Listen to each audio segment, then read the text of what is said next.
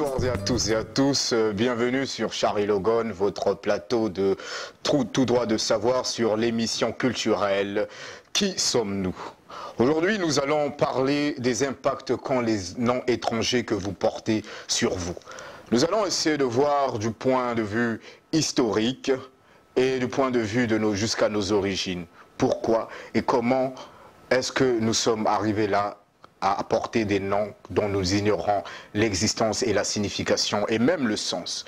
Avant de commencer, nous allons d'abord essayer de chercher à définir qu'est-ce qu'un nom d'abord. D'après le dictionnaire Larousse, un nom c'est un mot servant à désigner une personne, une désignation individuelle. Quand on parle d'une désignation individuelle, c'est-à-dire que c'est respectif à une personne. Chaque personne a un nom qui le désigne. Désigner, c'est ce qui veut dire indiquer de manière à distinguer quelque chose, soit par un geste, une marque, un signe ou une identité. Alors, vous avez maintenant su ce que c'est que la définition d'un nom que vous portez aujourd'hui. Nous avons plusieurs noms aujourd'hui que vous portez, soit Henriette, Paul, Jean, Marc, Beka Kandolo Yanga, Fatou, Bintou, Nadi, tous ces noms que vous portez aujourd'hui, quelles sont leurs origines et quel impact ont sur vous? C'est la réponse à laquelle aujourd'hui, ce soir, nous allons essayer de vous expliquer. Très chers amis, frères et sœurs africains, vous savez, nous allons un peu essayer de retourner dans l'histoire pour mieux comprendre cela. La première des choses que le maître esclavagiste faisait une fois en la possession de son esclave, c'était de lui donner un nom, tel que Bobby, Peter et tout. Il ne lui demandait jamais quel était son prénom ou quel était son nom. Ne pensez-vous pas que ces maîtres esclavagistes étaient conscients que ces esclaves avaient des noms? Ils le savaient très bien. Ils savaient très bien que les esclaves qui venaient prendre en Afrique avaient des noms. Mais pourquoi ils ont décidé de leur rebâtir en leur donnant des autres noms dont ils ne connaissent pas le sens? C'est parce que le maître esclavagiste, il était très conscient lui-même de l'influence d'un nom sur une personne. Il sait que le nom d'une personne pouvait avoir beaucoup d'influence sur sa personnalité, sur son identité, sur son rôle qu'il pouvait jouer dans l'avenir. Raison pour laquelle il lui octroyait des noms dont il ne pouvait pas connaître l'origine, la signification, ni le sens. Bobby, Peter, Jean. Ces esclaves qui étaient pris et emmenés en Europe, ils avaient des noms. Nous avions notre culture, nous avions une civilisation. C'était des gens de l'Afrique, des pays, des peuples côtiers, de l'Afrique de l'Ouest. Ils avaient des noms comme Camara, comme Comté, comme des noms sénégalais. Mais le maître esclavagiste a préféré lui changer de nom juste pour la seule raison de lui troubler son identité. Pour ne pas qu'il sache d'où il vient. Parce que quand on sait d'où l'on vient, si on sait notre origine, on sait où on va. Un nom, c'est la fierté. C'est ta fierté que tu portes. Vous savez, rien qu'il ne voulait pas que nous appelions par notre propre nom, parce qu'il savait que rien que la prononciation d'un seul nom pouvait leur créer des problèmes, pouvait faire rappeler à l'esclave son identité, d'où il était, qui il était. Et rien que ces noms pouvaient provoquer des révoltes dans le clan des esclaves. Imagine-toi, qui t'appelle Comté par exemple, tu appartiens à un clan, à un groupe de clans, un chef en Afrique, et te voir retrouver subitement esclave.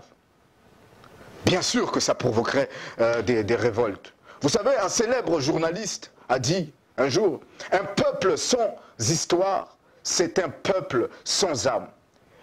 Et malin qu'il était, le maître esclavagiste avait compris cela dès le départ, dès le début. Et il a voulu nous détruire, effacer carrément notre histoire, effacer carrément notre culture. Et la première des choses pour effacer une personne, c'est d'effacer son identité. Quelle est ton identité? Ton identité, c'est ton nom. C'est pas pour rien que quand on t'appelle, tu te retournes. C'est ce qui est propre à toi-même. Si tu ne connais pas ton nom, c'est que tu ne connais pas qui tu es. Et ils nous ont privés de cela. Ils nous ont privés de notre nom, de nos origines, de notre identité. Et comme je vous l'ai dit, l'objectif de changer nos noms en Afrique pour le maître esclavagiste, pour le colon, l'objectif c'était tout simplement de supprimer notre histoire, de supprimer notre passé, de nous laisser dans le flou pour que nous sachions plus qui nous sommes et pour que nous sachions plus où nous allons. La meilleure façon de détruire un peuple, c'est d'effacer, de le faire oublier son histoire. Car vous savez, il est plus facile de manipuler une personne qui ne sait pas qui il est. Écoutez bien ce que je vous dis ce soir, chers amis, chers panafricains. Il est plus facile de manipuler une personne qui ne connaît pas ses origines, qui ne connaît pas qui il est. Jacques, Pierre, Paul, pensez-vous réellement que ce sont vos noms? Pensez-vous réellement que ça vient de vous? Non. Aucun Africain qui se respecte doit porter ce nom venant de l'Europe. Non. Car vous ne verrez jamais un Européen porter le nom d'un Africain. Et je lance ce défi. Donne-moi le nom, donnez-moi le nom d'un seul Européen, d'un seul Chinois, comme chaque peuple qui se respecte. Portez le nom d'un autre peuple. Et il n'y a que nous, pauvres Africains, qui puissent faire cela. Suivisme aveugle. Pierre. Mais qu'est-ce que ça veut dire, Pierre? Romuald. Qu'est-ce que ça veut dire? Si je n'avais... Et puis des noms qui ne sont même pas d'origine de votre langue. Donc vous ne pouvez pas connaître ce que ça veut dire. C'est seulement après de longues recherches que j'ai pu savoir ce que ça voulait dire Romuald. C'est un nom d'origine allemande, germanique, qui veut dire Rome, qui veut dire désigner, et Wald, qui veut dire gouverner. Mais c'est normal que je ne pouvais pas savoir parce que ce n'est pas ma langue. Je ne pouvais pas savoir qui je suis. Mais comment se fait-il que moi qui suis né sur une terre africaine, portais des noms qui viennent plus de 1000 km de là où je suis né, dont la signification vient de 1000 km de là où je suis né. Réveillez-vous quand même, Africains. Réveillez-vous. Réveillez-vous. Avez-vous déjà vu d'autres peuples être stupides comme nous l'avons été? Regardez les Asiatiques. Vous allez toujours rencontrer ces noms. Même rien qu'en fermant les yeux, si vous vous réveillez le matin et quand vous écoutez Chang, Ling, Feiyang, directement, même si vous ne voyez pas la personne, vous savez déjà que c'est un nom chinois. Même si on vous ferme les yeux, vous écoutez Mustapha, Fatima et tout.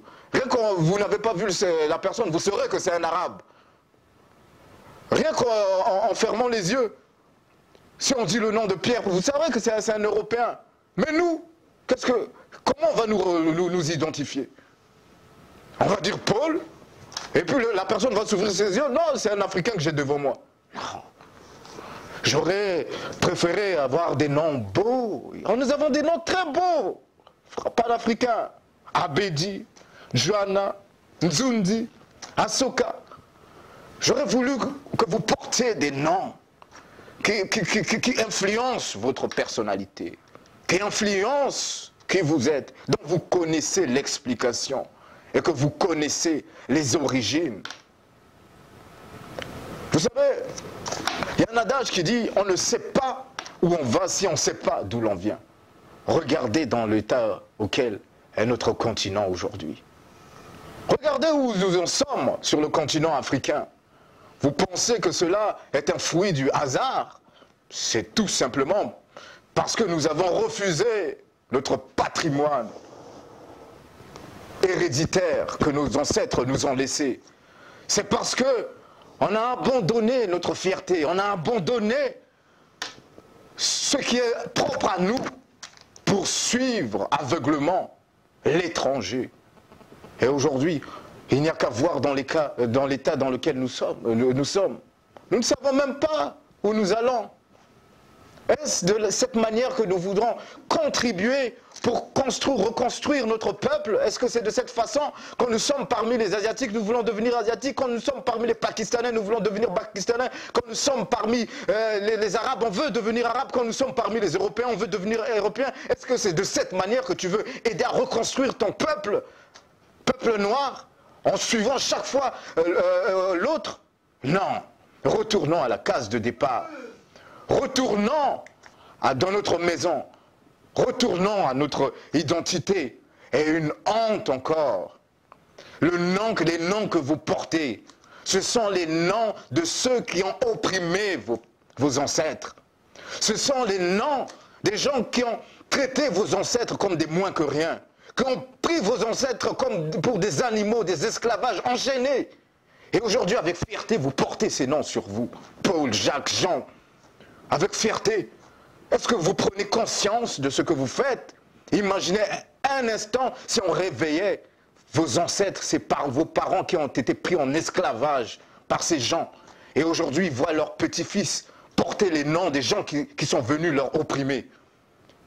Imaginez seulement, pensez seulement qu'une seule minute si on ressuscitait nos ancêtres et voir leurs petits-enfants, leurs petits-fils porter le nom des gens qui sont venus leur prendre en esclaves. Des gens, ceux qui sont venus leur maltraiter, leur coloniser et leur traiter comme des moins que rien.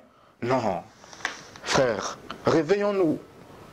Vous nous avez eu une fois, vous avez eu nos parents, mais vous nous aurez pas nous. Vous nous aurez pas nous, leurs enfants et leurs petits-enfants. Rentrons à la maison, chers frères africains. Peuple noir, ouvre grand tes yeux et retourne à la case départ. Retrouve ton identité. Rappelle-toi d'où tu viens. Rappelle-toi de ta terre natale. Rappelle-toi le nom de ton grand-père. Rappelle-toi le nom de tes aïeux. Et tes ancêtres écouteront. En dessous de la terre africaine, ces ancêtres soulèveront leur tête et seront fiers. Et leur esprit pourront te bénir. Peut-être c'est à cause de la colère de nos ancêtres qui nous voient aujourd'hui porter des noms, des gens qui leur ont opprimés. Leur colère s'abat sur nous et nous fait que nous sommes en train d'être les peuples les plus miséreux de la planète. Retournons à la case départ, retrouvons nos origines, rappelons-nous d'où nous venons. C'était votre frère, Bekaka Ndoloyanga, le petit-fils de son grand-père sur Charlie Logan, l'émission culturelle. Qui sommes-nous? À nous recevoir la semaine prochaine sur d'autres vérités. Merci beaucoup.